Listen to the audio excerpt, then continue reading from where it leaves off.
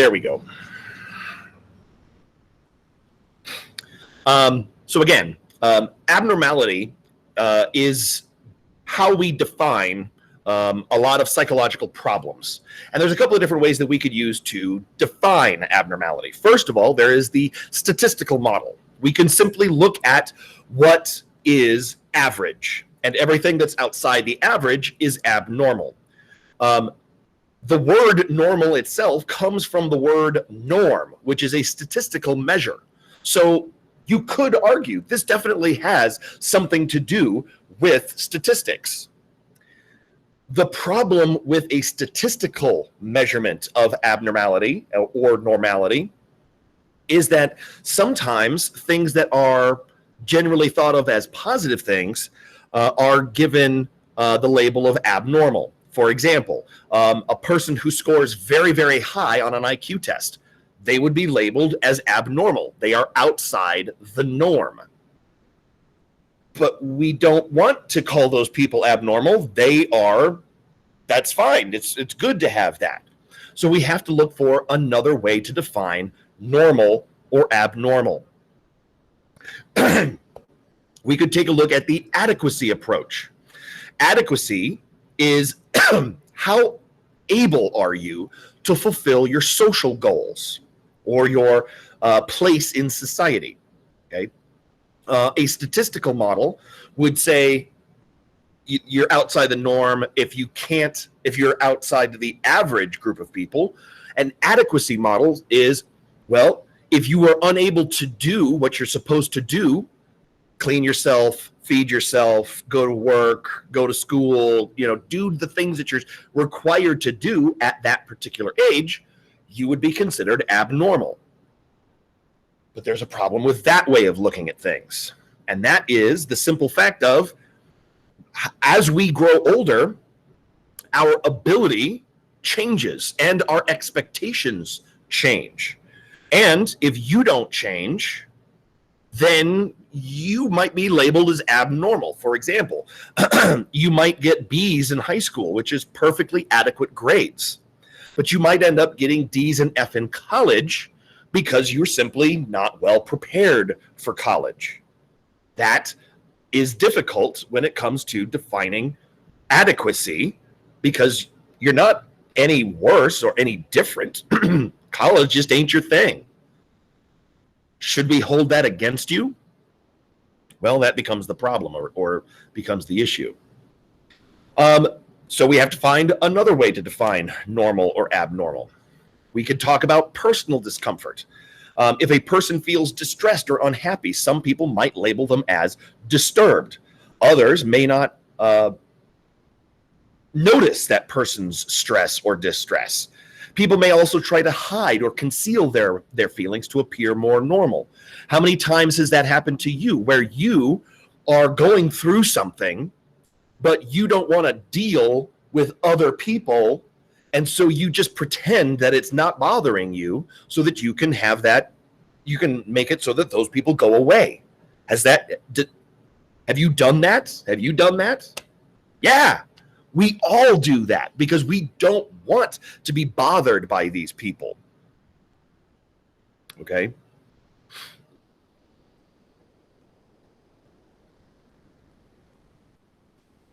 Yeah. So if we can easily hide that distress, then we can't use it as a measure of normal or abnormal. So let's take a look at the bizarreness method. You can label eccentric behavior or bizarre behavior as abnormal. Hallucinations, intense phobias, severe memory loss, compulsive behavior. That's great, except for one thing. People who are defined as normal or abnormal in that way, it really depends on how much money they've got. Wealthy people are allowed to act strangely and be bizarre and do weird things. Poor people, no, you're not allowed to do that. That's weird. Okay, think about the wealthy person who, buys a new car every month. That's strange behavior. If I were to do that, people would look at me like I'd lost my damn mind. What do you mean you bought another new car? Well, It's April, so I had to buy a new car. How do you have this money? Oh, I don't know. Okay. I would be looked at as being strange. Okay. So if wealth is an indication of normal or abnormal, that's not a particularly good measure of what is normal. So we have to look at another way, and that one would be a cultural model. The problem with this is that each given culture thinks some things are strange versus other things are not. For example, in Sweden, it is abnormal to talk to people who you don't know. You don't just start talking to somebody on the street. Okay, you just don't. There was a TV show a number of years ago called Welcome to Sweden, and it was based on a true story of this man who fell in love with this Swedish woman and moved with her back to Sweden. And he had never been to Sweden, and he didn't know anything about Swedish culture. And in one episode, they're sitting there arguing back and forth inside their apartment as she's getting ready to go to the grocery store. And she keeps going over to the door to check through the peephole to see if anybody is in the hallway of the apartment building they live in. And every time she looks, there's somebody there. So she goes back to, get something else or do something else. And then she goes back and checks, still somebody there. And just constantly going back and forth. And eventually he's like, "What are you doing?" And she's like, "I'm checking to make sure that there's nobody in the stairwell because I want to leave." And he's like, "Why don't you just leave?" "Well, there's people out there. So just leave. I don't want to talk to them." "Why would you have to talk? You don't have to talk to them. It would be weird if I didn't talk to them." "So you're going to hide in the apartment until somebody leaves, and then you'll leave the apartment." "Yes." And that is incredibly typical in Swedish life. You don't chit-chat. It's why the Swedes are my people. Anyway, also, we can see that as we change as a society, our cultural expectations and our cultural norms change.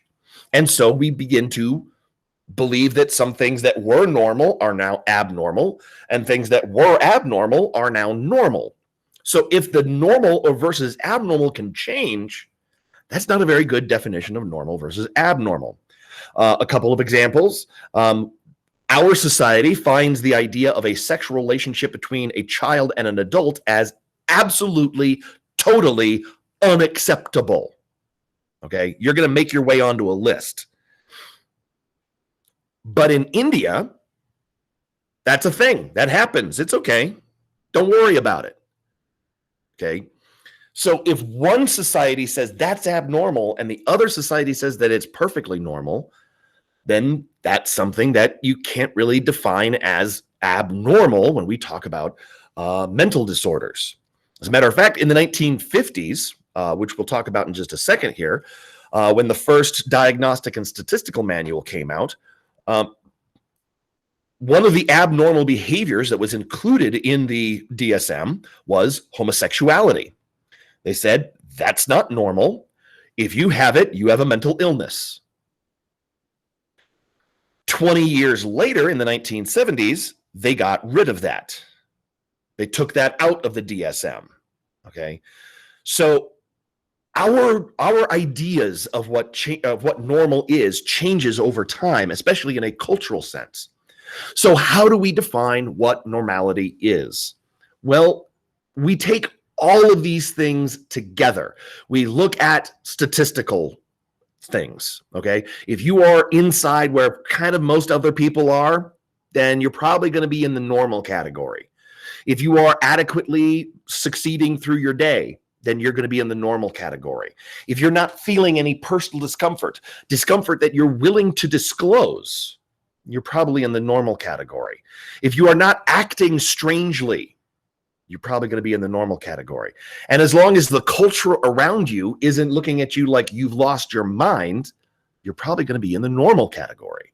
So abnormality is a big part of what abnormal psychology is all about. It's kind of like it's even in the name. It's crazy. Okay. So how do we define normal versus abnormal, or at least mental illness in the field of psychology? Well, we use this book. And for many years, there was no uniform code into categorizing or diagnosing people with mental illness. What I might diagnose as bipolar disorder, another person might diagnose as schizophrenia. There was no rhyme or reason. It was all kind of whatever. Okay. In 1952, the American Psychological Association sat down and agreed to standardize the classification of abnormal behavior for the purposes of diagnosing people. And thus, the Diagnostic and Statistical Manual of Mental Disorders, or the DSM, was born. Now, the DSM is still around.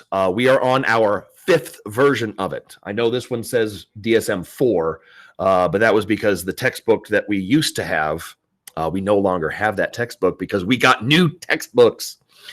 The textbook that we used to have, they only went as high as DSM-4 because DSM-5 didn't come out until, I want to say like 3 or 4 years ago now.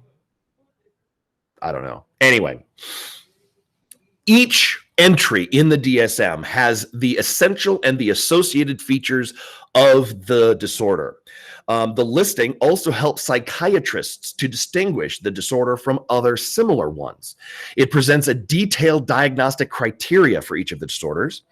That way, if the psychiatrist or the psychologist can get the precise diagnostic label, it can help to reduce the chances that one doctor diagnoses it one way while another doctor diagnoses it another. Okay. The DSM has gone through 5 revisions since 1952. About every 20 or so years, they come out with a new revision to the text. The current one is DSM-5. And it has basically, it lists all of the different types of mental illness that are out there, as well as their primary symptoms as well as secondary symptoms and what other things are like that. But we'll talk more about that later when we start doing, we have an assignment, but that'll be later. Oh. Okay, don't try to kill me.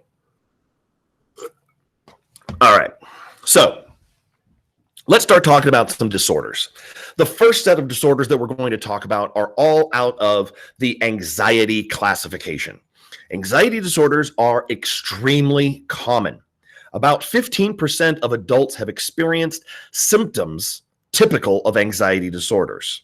Okay, so most people will at some point in their life have some kind of anxiety issue. Whether or not it blows up into a full-blown disorder kind of depends on the individual and the situation that they find themselves in. Anxious people often have unrealistic images of themselves and find it difficult to form stable relationships. Anxiety often creates an unreasonable fear of a real situation or even imagined ones. In truly dangerous situations, fear is a very useful response. However, anxiety disorders cause excessive fear. They cause a fear that is far overblown than anything else that would make any sense whatsoever. It takes the fear and it turns it all the way up to 11. Okay. Symptoms of typical anxiety disorders include excessive worrying, mood swings, headaches, weakness, fatigue, feeling like you're in danger. All of these things kind of pile on top of each other, and they can manifest themselves into different types of anxiety disorders. And we'll talk about some individual ones here in just a second. But this is kind of the basics of anxiety. It is an excessive worry that just doesn't go away. No matter what you do, no matter what you think, no matter what you say, it just kind of is always there, hanging over you. Okay, so what are some types of anxiety? Well, there are the generalized anxiety disorder, and we're going to talk about each one of these individually, so just sit tight for right now. Phobic disorders, panic disorders, obsessive compulsive disorder, and post-traumatic stress disorder.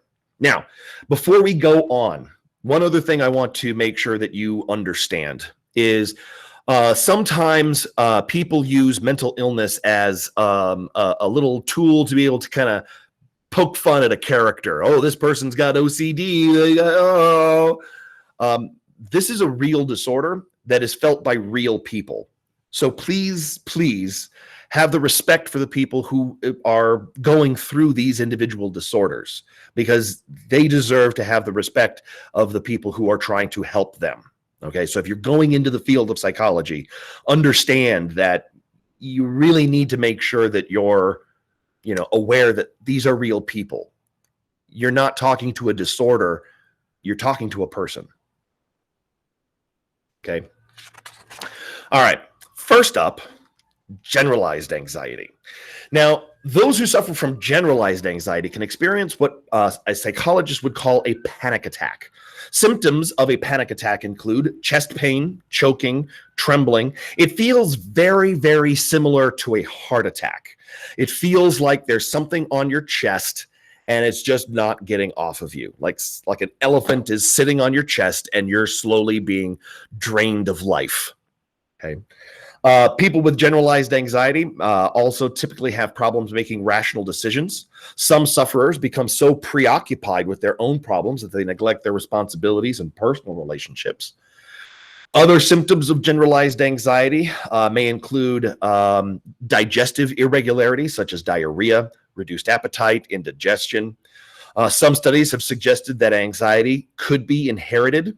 A lot of these disorders that we're going to talk about have a genetic element to them, but it's not an exact, oh, your parents have generalized anxiety, you're definitely going to have generalized anxiety too.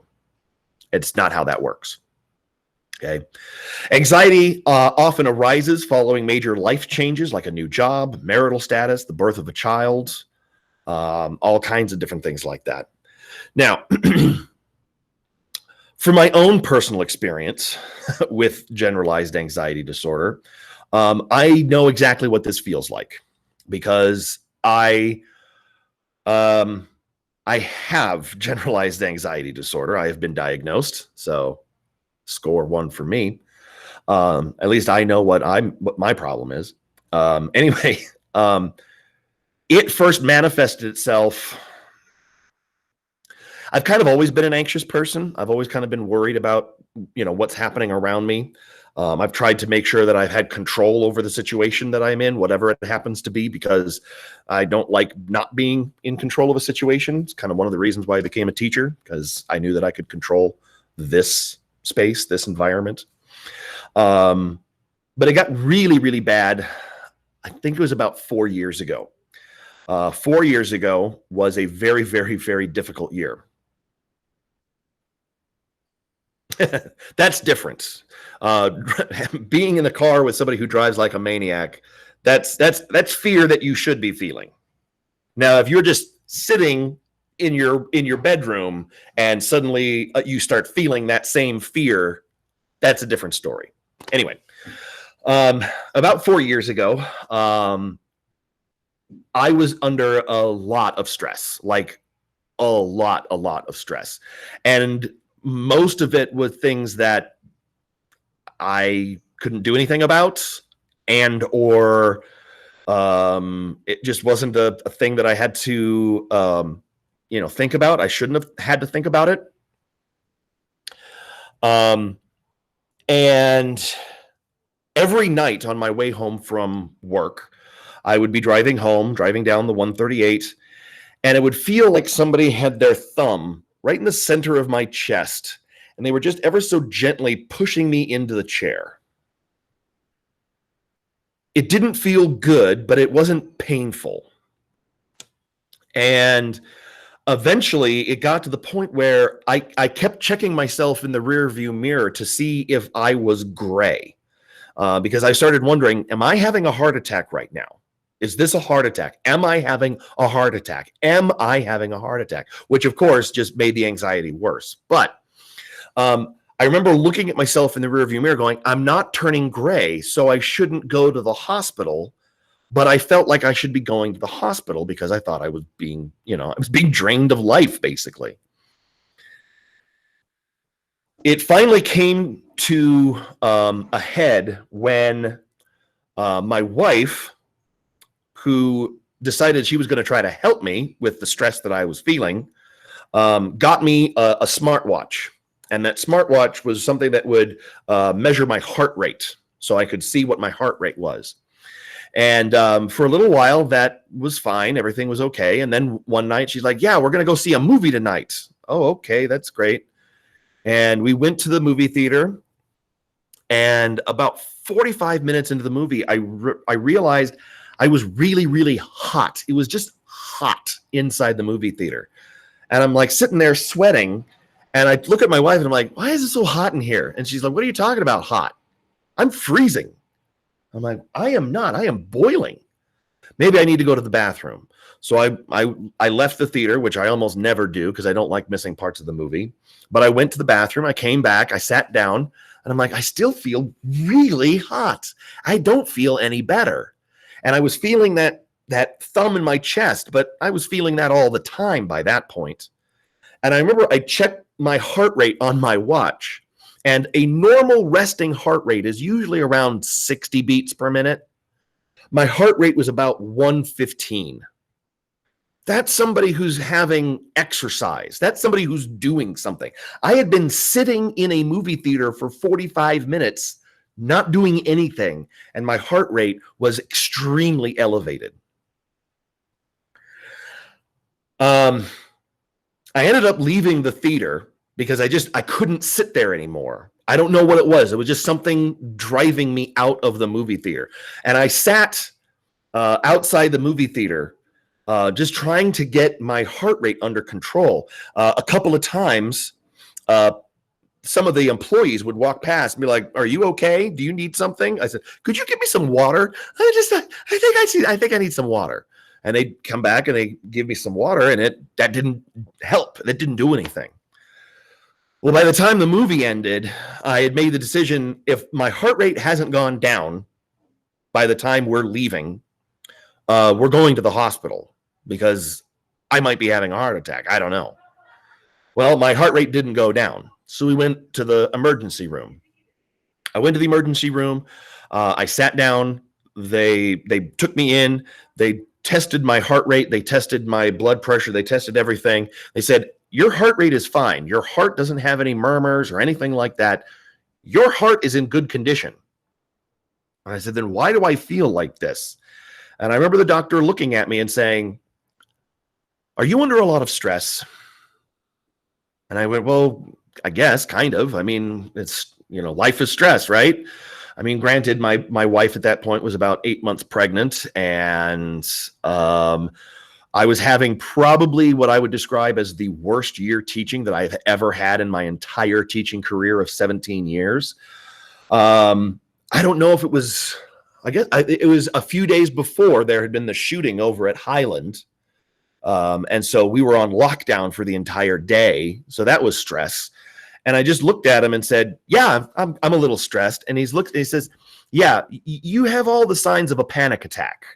You didn't have a heart attack. You had a panic attack. I recommend going and talking to somebody. If your insurance covers it, go and talk to somebody. And so I did. I called the doctor's office and got myself an appointment and went in, and basically that's what they told me. They're like, you have generalized anxiety. You're suffering from generalized anxiety disorder. So here's what we can do to help you. I have it under control for the most part. I still feel lots and lots of stress every now and again. Like right now, this last Saturday, I took my comprehensive exam for my master's degree that I'm working on right now. That was really stressful. I have a big project that I need to finish before the 8th of May, and I'm not even like 20% done. So I've got a lot of work I got to do with that.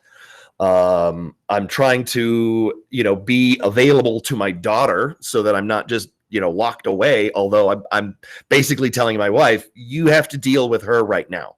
Okay. When you get home from work, you're done with work. Stop working. Okay. I have to get this class work done.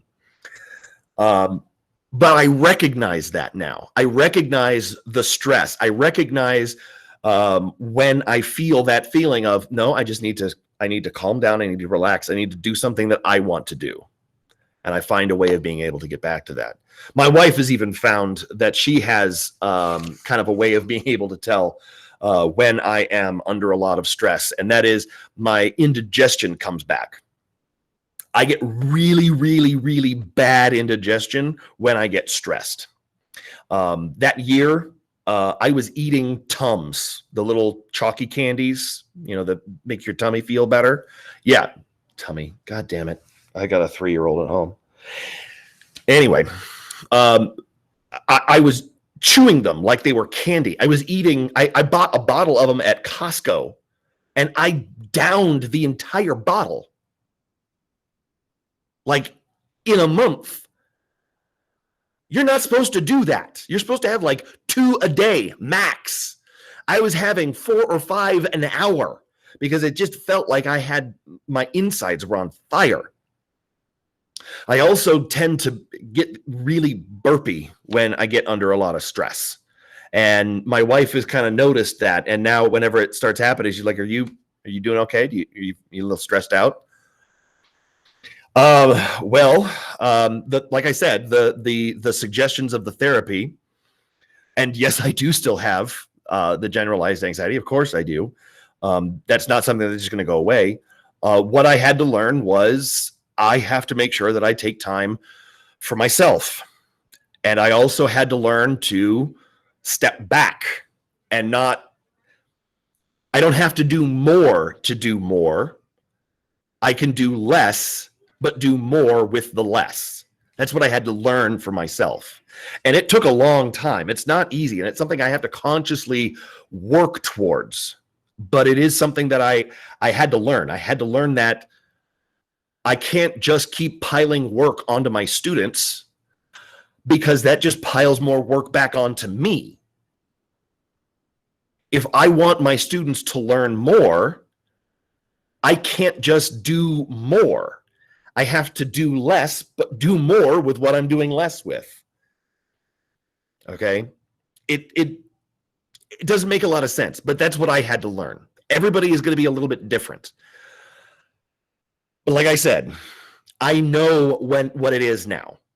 And knowing what it is allows for me to be able to stop, take a step back and go, I'm gonna watch TV for a little while, or I'm gonna not think about this problem, or I'm gonna ask my wife for some help, or whatever it happens to be. One of the main reasons why I'm doing this degree, this second master's degree, which is insane. If you had told me 4 years ago, yeah, you're gonna be working on a second master's degree, I would have said, no, I'm not. When would I have time for that? The reason why I'm doing it is because I managed to convince Mr. Ramos, the geometry teacher. I convinced him to do it with me. And so we're doing it together. And that way I have somebody that can help keep me accountable, and he has somebody to help keep him accountable, and we're getting the work done. It's been really, really helpful.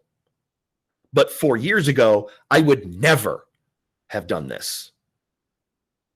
I would never.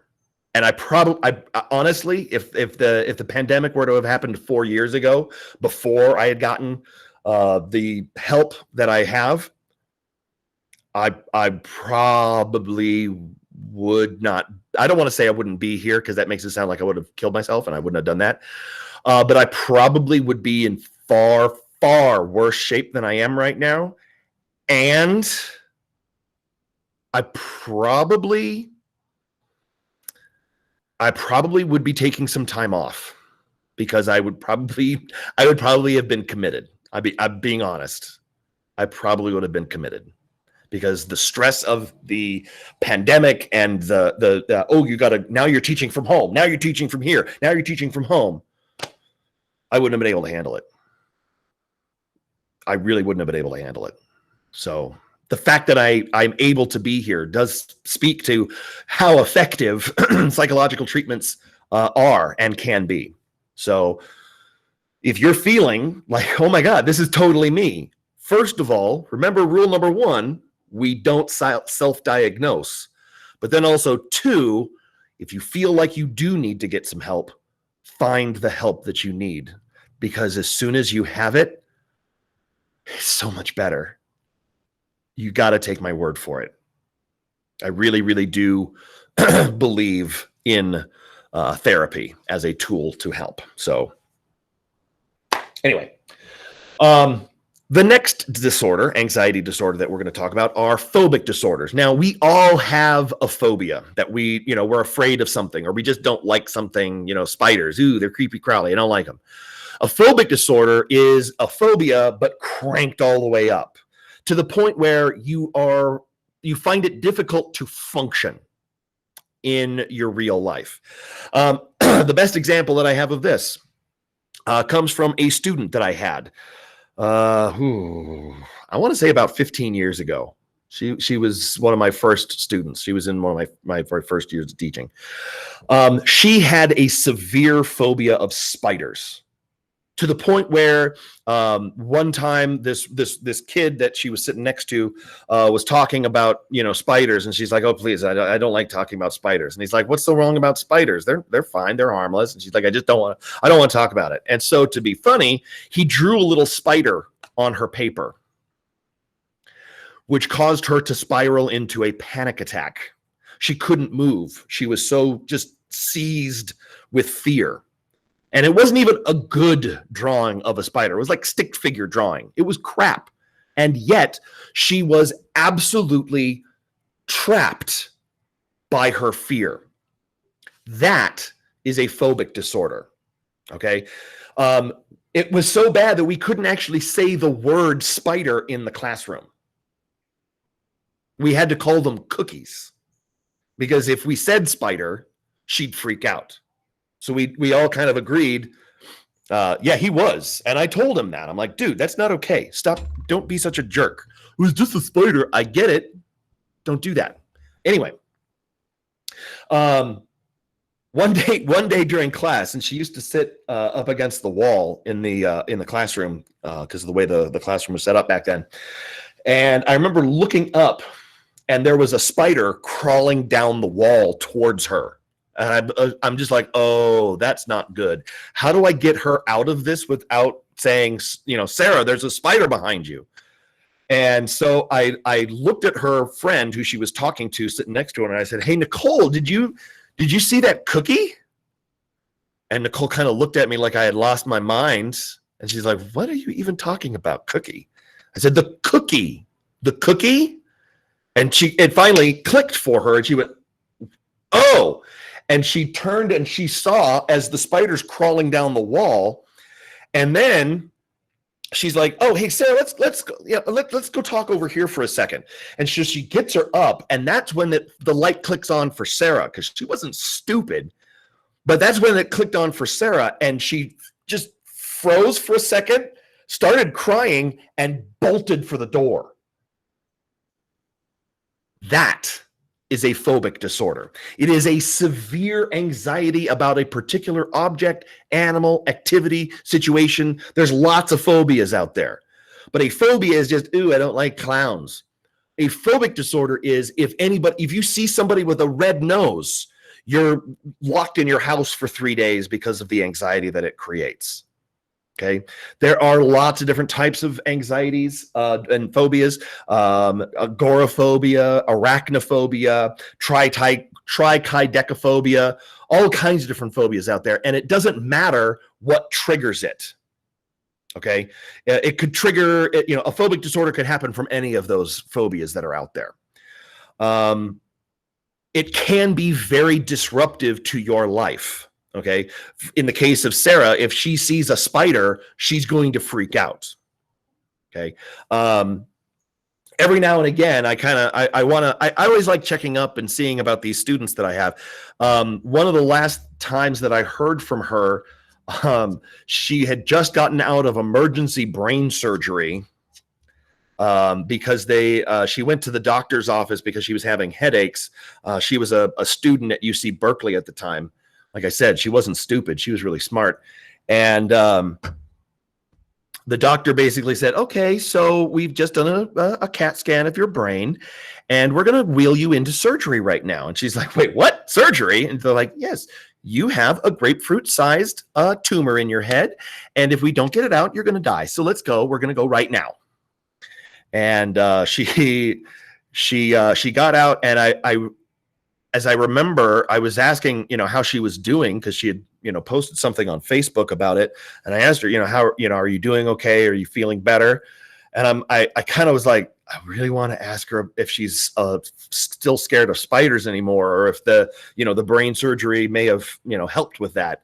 And I think I asked her, and she's like, no, I still don't like spiders. But the way I asked was, so do you still not like cookies? And she's like, no, I still don't like spiders. Okay, I'm just making sure. I'm just curious. Crazy. So yeah, phobic disorder, extreme amount of fear surrounding something that really shouldn't give you much fear. Okay. That brings us to panic disorder. This is basically you have panic attacks and they just kind of happen. You could be doing literally anything, and then suddenly you have this feeling of sudden helpless terror, a sense of impending doom or death, and you start experiencing those symptoms of the panic attack: smothering, choking, faintness, difficulty breathing, nausea, chest pain. You're having that feeling of, I'm having a heart attack, I'm having a heart attack, I'm having a heart attack, which only goes to feed the panic attack and make it far, far, far, far worse. Okay. All right. The next is obsessive compulsive. Now, when we talk about obsessive compulsive, again, I want you to always remember that these are people.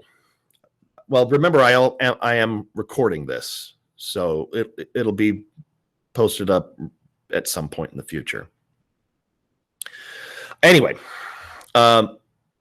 these are people. We cannot look at these disorders and forget that. And this is one of those disorders that everybody tends to kind of look at and go, oh yeah, I have such OCD. I'm so OCD because, I like to keep things clean. That's not OCD. That's, Freud would say you're being anal retentive. Okay. OCD is a very, very serious mental disorder that can ruin a person's life. And it comes from the two parts of the obsessive compulsive behavior that happen. The first is an obsession. Now, we all have obsessive thoughts from time to time. Generally, we can get beyond that obsessive thought, whether it be a person or a situation or whatever. We have that obsessive thought, we think about it, we think about it, we think about it, we think about it, and then eventually it stops and it goes away. For obsessive compulsives, that obsessive thought doesn't go away because somehow those people begin to believe that the obsessive thought is going to cause harm or danger to themselves or to their loved ones. And that if they don't do something to stop the oppressive thoughts, it will only continue, and somehow that thought will affect the outside world. Okay? So how do they stop the thought? They commit an act of compulsion. They perform some kind of irrational act or ritual in order to stop the thought process of the obsession. So it's like you get stuck in a loop and you're going around and around in a loop, and in order to get out of the loop, you have to have somebody push you out. Well, that's what the compulsive behavior is thought by the obsessive compulsive to do. Okay. Generally, a person with OCD will commit a small ritual every single time they do something. They might wash their hands obsessively.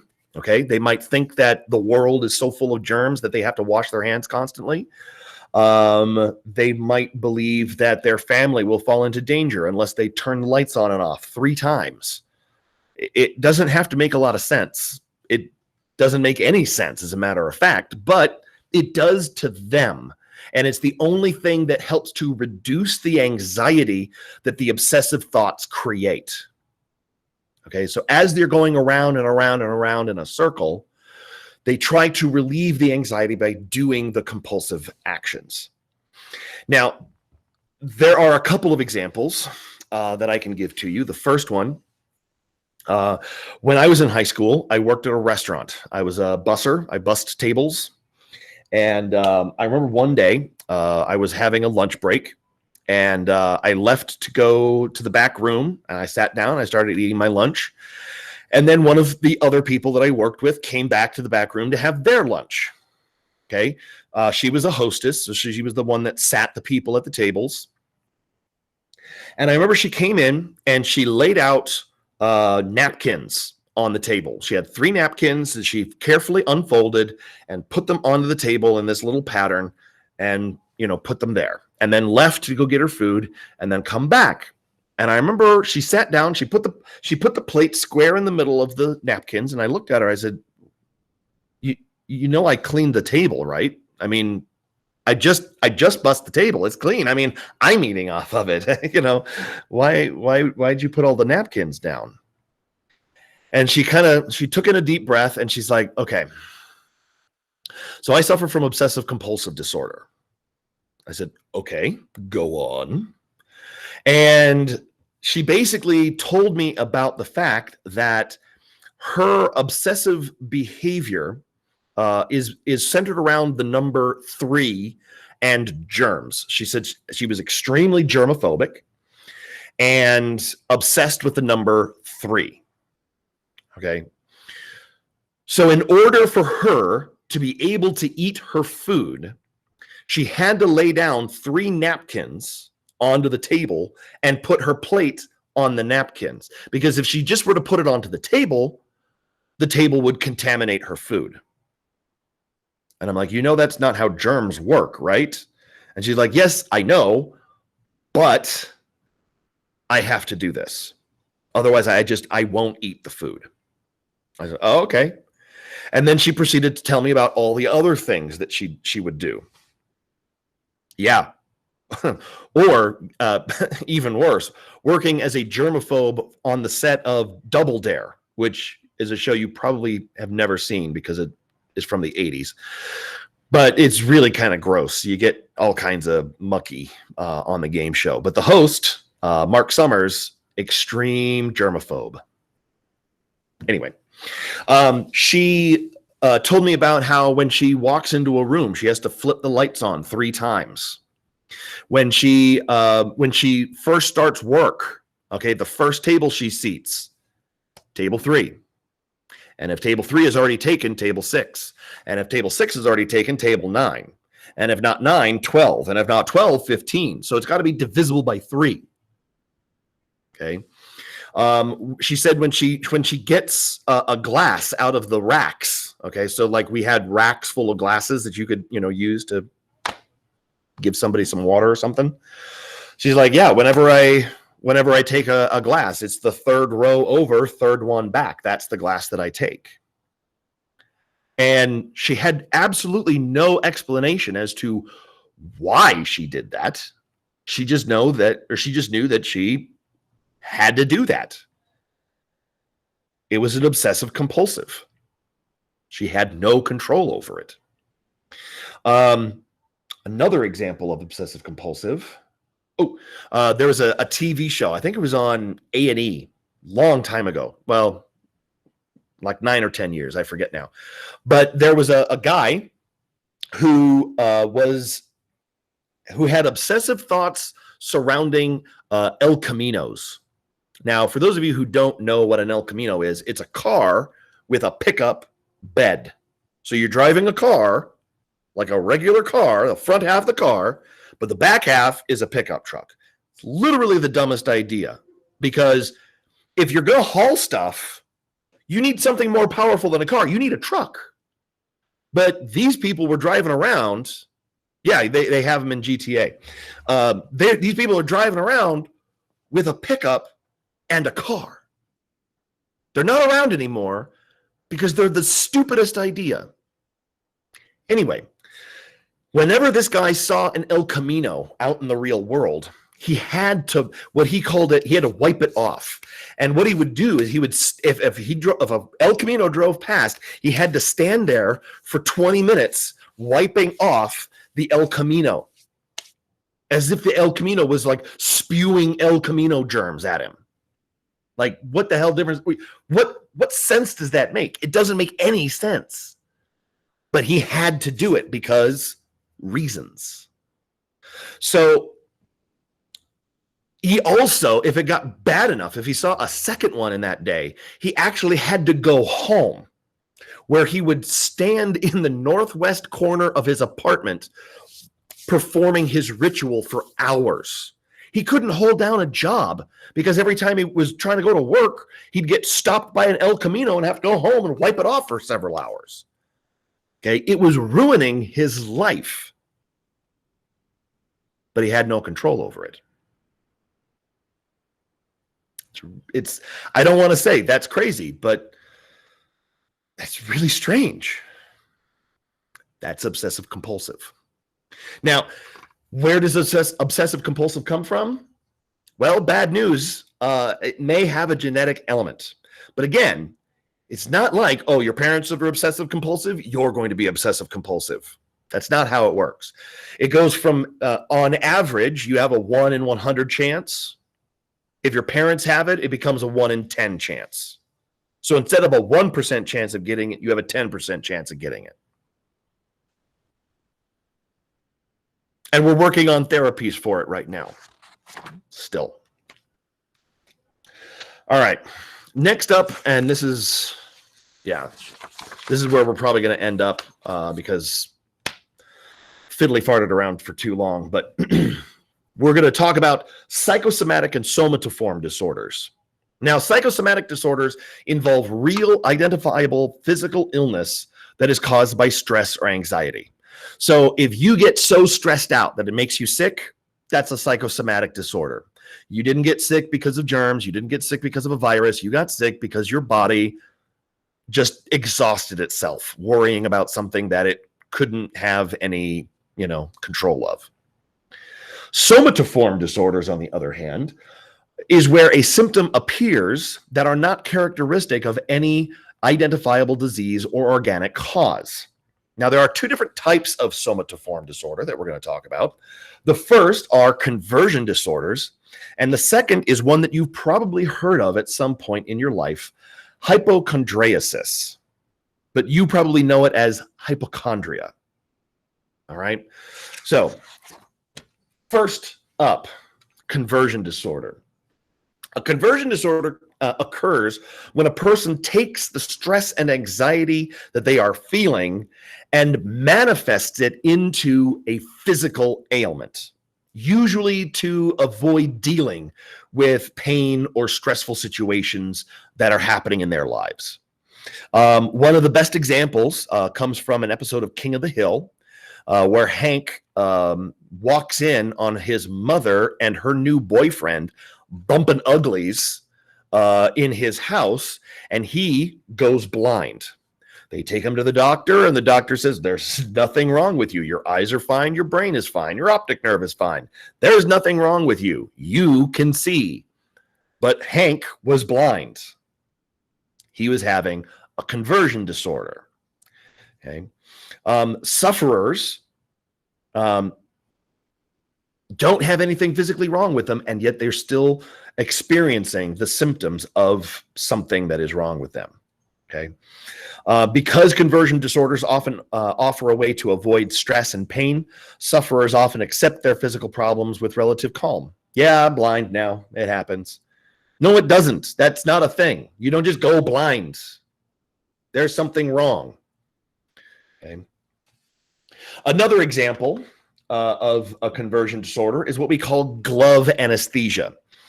Now, glove anesthesia is where a person is suffering from some kind of psychological or emotional stress, and their hand goes numb. They can't feel it. They can't move it. Suddenly, their hand goes completely and utterly numb. Now, if you were to ask them, can you feel your arm? Yeah, I can feel that. But you can't feel this. No, I don't feel anything on my hand. Physically, that's impossible.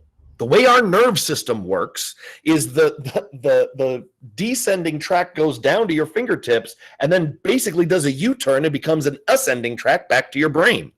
So if you've damaged the nerves in your hand, you're damaging the nerves in your arm as well. They're interconnected. But a person who is suffering from glove anesthesia can't feel their hand, but can feel their arms. Okay. Another type of conversion disorder along the same lines involves paralysis of the legs, but that person might be found sleepwalking at night. So their legs are paralyzed in the day when they're awake, but they can walk around as normal at night. That's not a thing. Paralyzed people aren't sleepwalking through the night. Okay? They're paralyzed. So, yeah. Okay. Now, hypochondriasis is where people take a small physical ailment, a bump, a bruise, a minor ache or pain, as a sign of something far more serious.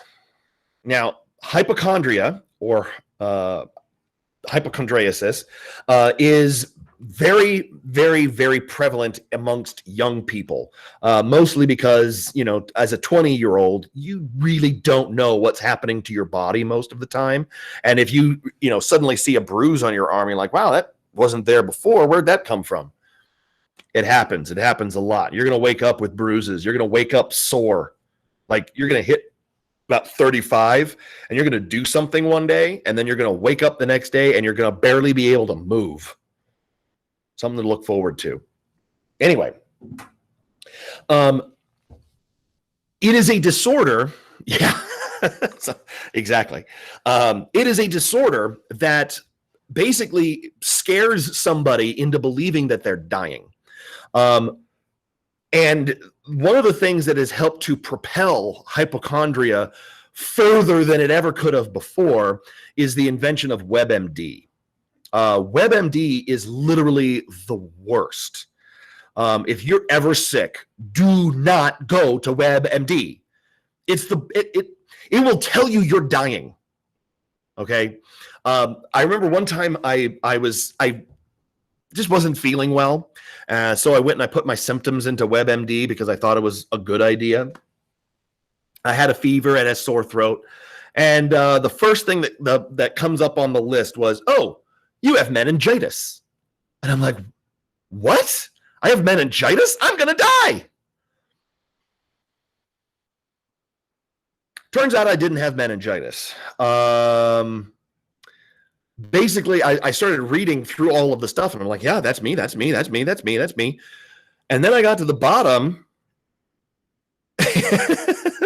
Never let the internet tell you have a toothache means that you have brain cancer. Did it really do that? Or are you just over exaggerating? Because either way, that's funny. Anyway. Oh my God. Wow. Yeah. See.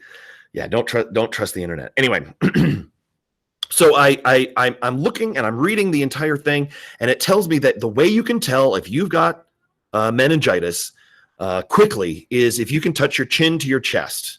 And the second that I read that line, I immediately dropped my chin to my chest and was trying to see how far down I could get it and how far into my chest I could get my chin. I'm like, does the top part of my chin need to touch my chest? Because that's not happening.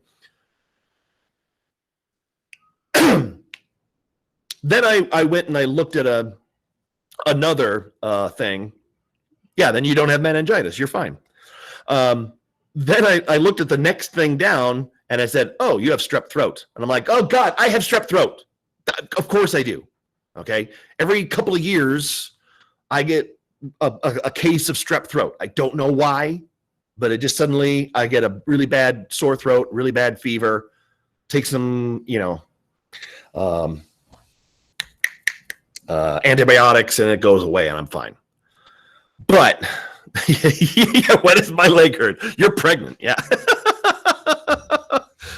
Anyway, the other thing that hypochondriacs will do is they are the doctor's both best friend and worst enemy.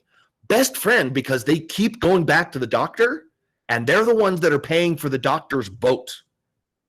But also worst enemy because they will walk in the door saying, "Doc, I've got this disease that only 6 other people on the planet Earth have. I've got it. I'm number 7." And it's like, that's not how that works. You don't have that rare disorder. You have a cold. Go home. Okay. One time, I remember this happened, and it just helped to feed my hypochondria just a little bit. I got sick, and I went to the doctor's office, and they did a strep test because they always have to do a strep test. And I didn't have strep throat. It came back negative. They gave me some antibiotics though and said it'll probably clear up. It didn't clear up. Monday, I felt like crap. So much so that I actually had to take an entire week off of school, which I never do. But I had to take an entire week off. And I went back to the doctor's office that Monday, and I'm sitting there, and they did another strep test, even though I told them I just took a strep test, and I've been taking antibiotics for the last 2 days. I don't have strep, okay? You don't jam that thing down my throat. And they did it anyway. And they came back. What do you know? It was negative. You came back negative for strep. And I remember when the male nurse came into the room to tell me that I didn't have strep throat, even though that was something I already knew, he then stopped and kind of looked at me. And he's like, "Can I ask you a question?" "Yeah." "Do you have a lot of sexual partners?" And I went, "No. I mean, there isn't a lineup for this. No." And he's like, "Oh, never mind. No, you're right. Never mind. No, you're fine." And I thought about it after he left. And I'm sitting there going, why would he ask me that? And then I thought, oh my God, what are the symptoms for HIV? And so I brought out my phone and I started looking it up. And guess what? I had all the symptoms. And I began to panic. I was absolutely going out of my mind. I had another doctor's appointment later that day, and I got to the doctor's office, and I'm like, okay, this is going to sound really, really crazy, but this nurse up in Lancaster scared the crap out of me and made me think that I might have AIDS. I need an AIDS test. And she looked at me and she's like, well, do you have a lot of sexual partners? I said, no. Have you had a blood transfusion recently? No. Do you use needle drugs? No. Well, then you don't have HIV then. I said, well, I realize that, but could you just give me the test so that I could feel better, okay? Because right now I'm a little freaked out. And the doctor went, okay, drew some blood, had my AIDS test. About 2 days later, I get a phone call from the doctor's office. You know, hey, this is Dr. Whoever. Do you want to know the results of your HIV test? And I remember I was looking at the phone going, I don't know, doc, do I? She actually started laughing. She's like, well, let me put it to you this way. If it were positive, I couldn't give it to you over the phone. Do you want your HIV results? Yes, give me the HIV results. You don't have HIV. Oh, thank God. I got a wife now. I wasn't married at the time. This was like 10 years ago. It was back in my single days. Not that there was anything. All right.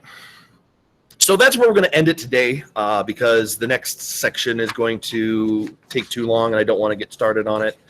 But we're going to start talking about dissociative disorders. We're going to talk about schizophrenia. We're going to talk about all kinds of different stuff. Today, 1 to 2 o'clock office hours, if you need to make up the test from Friday of last week, today during office hours, or Thursday during office hours, or Friday during office hours, all of which are 1 to 2 o'clock. They're I don't know. Right now, I'm just tired. I really, really, really don't want to do that right now. and I can't come up with a really interesting topic. So I'm probably going to cancel it for this week just because I'm so tired. But don't rejoice, because then it'll make me angry and I'll just do it out of spite. Yeah. Yeah, you got to watch the... Exactly. Yes. Oh, so sad. Anyway,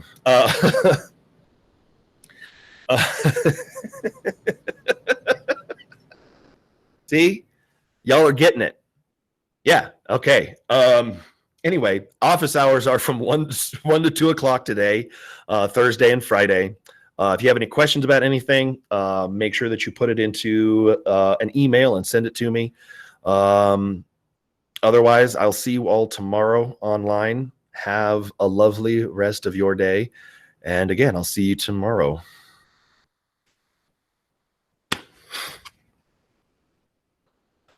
Whew. Oh, ow. I am all kinds of hurt. Oh, God dang it. Son of a bitch.